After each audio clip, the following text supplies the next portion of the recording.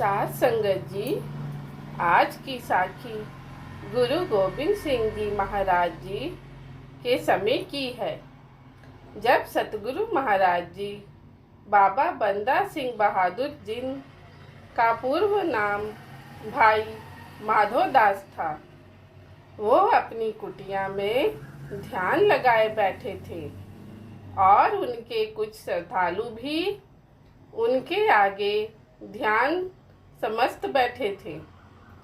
तो उनका एक श्रद्धालु भागकर उनके पास आया और कहने लगा कि महंत जी, हमारे डेरे पर कोई आया है जिसने हमारी डेरे की मर्यादा को भंग कर दिया है।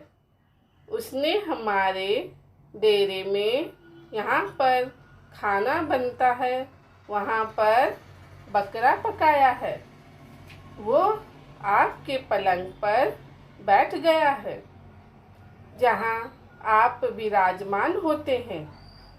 तो उनमें से एक श्रद्धालु उठकर बोला कि इतनी हिम्मत किसने की है? जिसने भी ऐसा किया है उसे इसका नतीजा भुगतना पड़ेगा। और कहने लगा कि बाबा जी, उसे पलंग पर से गिरा के नीचे पटको और उसके बाद जाकर उससे उसका परिचय पूछना। तो भाई माधोदास कहने लगे कि उससे पूछूंगा नहीं, उसे ऐसे ही पलंग पर बैठे बैठे मैं यहाँ लेकर आऊँगा। अपनी शक्तियों के साथ उसे पलंग समेत यहाँ अपने सामने लेकर आऊँगा। लेकिन ऐसा नहीं हुआ और माधोदास जी को एक आवाज़ सुनाई दी जिसने कहा कि हे माधोदास, अंधकार के अंधेरे से निकलकर सच्चाई के आकाश में जा। तो ये वचन सुनकर माधोदास ने अपने सेवकों से पूछा, क्या जो मैंने सुना वो तुम्हें भी सुनाई दिया? तो वो कहने लगे, नहीं महंत जी, हमें तो कुछ भी सुनाई नहीं दिया। और उसके बाद फिर आवाज़ सुनाई दी कि हे माधोदास, परमात्मा की आवाज़ केवल आत्मा ही सुन सकती है और आत्मा की आवाज़ केवल परमात्मा ही सुन सकता है। केवल मंत्र के साथ मन को शांति नहीं मिलती, मन को टिका करके रखना भी जरूरी है। आज तेरे सभी मंत्र तेरे काम नहीं आए। तो ये सुनकर माधोदास सोचने लगे कि मेरे डेरे में पहुंचने वाला कोई आम व्यक्ति नहीं है।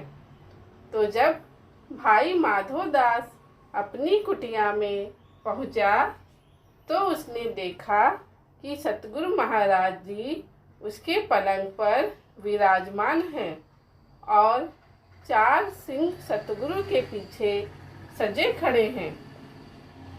तो जब उसकी मुलाकात सतगुरु महाराज जी से हुई तो उनमें से एक सिंह ने कहा कि माधोदास, तू यही सोच रहा है ना कि हमने तेरी कुटिया की मर्यादा भंग कर दी?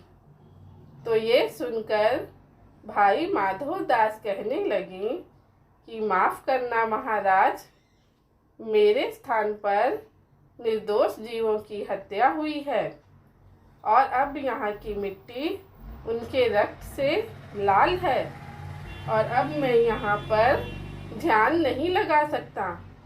तो ये सुनकर गुरु साहब बोले कि यही तो मुझे समझ नहीं आ रहा कि बाहर मुगल निर्दोष जीवों को बकरों की तरह हलाल कर रहे हैं। ऐसा कौन सा मंत्र है जो इस हो रहे अत्याचार पर तेरा ध्यान नहीं जाने देता। रजौरी का रहने वाला है तू, तभी सतलुज, रावी, ब्यास, जमुना, गंगा, नर्मदा नदियां पार करके गोदावरी के पास अपना डेरा डाला है।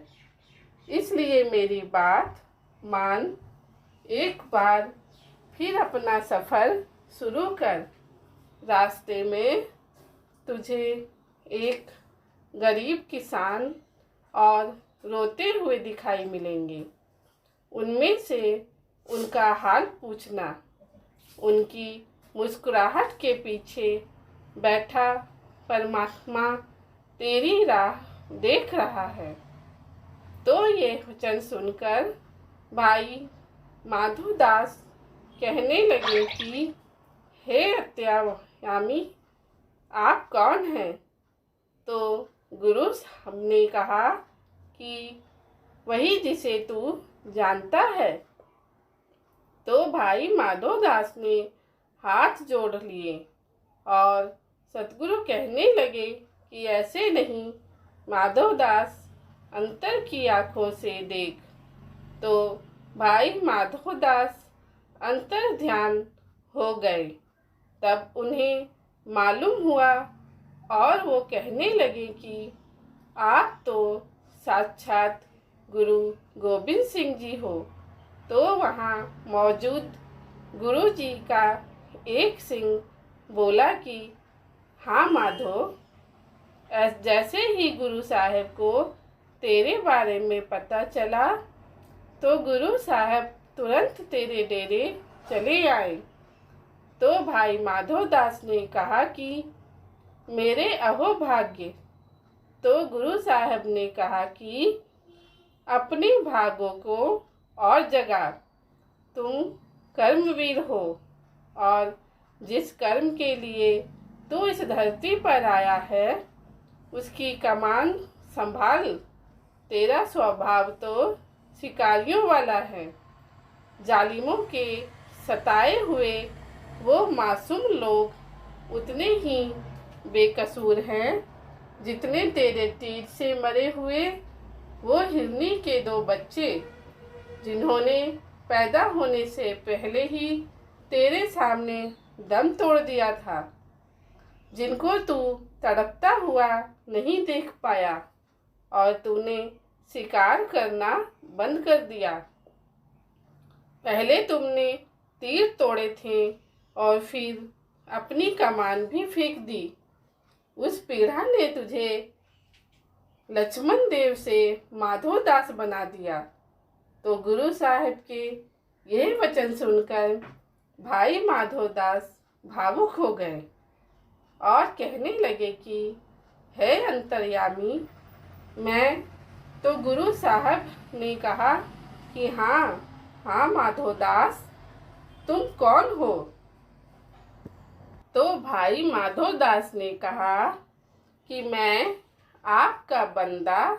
और भाई माधोदास जी कहने लगे कि वो कौन पापी है जिन्होंने बेकसूर लोगों का खून बहा दिया। तो ये सुनकर एक सिंह ने कहा कि क्या सजा दोगे उनको तंत्र मंत्र से उनका मंजा पलट कर? तो ये सुनकर भाई माधोदास जी कहने लगे कि तंत्र मंत्र वाले माधोदास की मौत तो आपके दर्शन करने से ही हो गई थी। बाजा वाले साइयाँ, अब आपके सामने आपका बंदा है।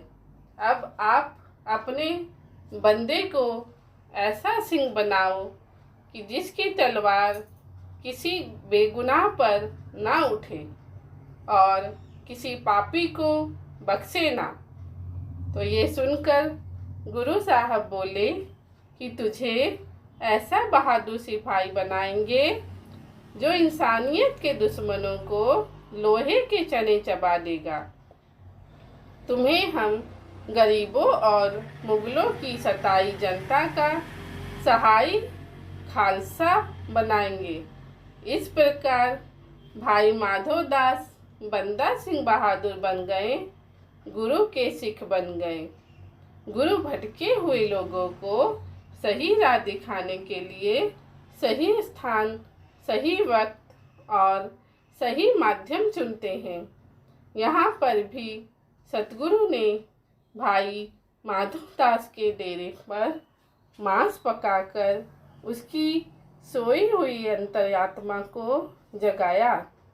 गुरुजी ने भाई माधवदास को बताया कि किस तरह मुगल इंसानों को बकरे की तरह हलाल कर रहे हैं और तुम अपने ही अभिमान में जी रहे हो। तो यहाँ पर बहुत से लोग कहेंगे कि गुरु साहब ने मांस क्यों बनवाया, ऐसा क्यों दिखाया गया, परंतु अपने गुरु की बातों पर कभी किंतु परंतु नहीं लगाना चाहिए। जो गुरु का सिंह है वो कभी अपने गुरु पर किंतु और परंतु नहीं लगाता। साथ संगत जी, इसी के साथ हम आपसे इजाज़त लेते हैं। धन्यवाद।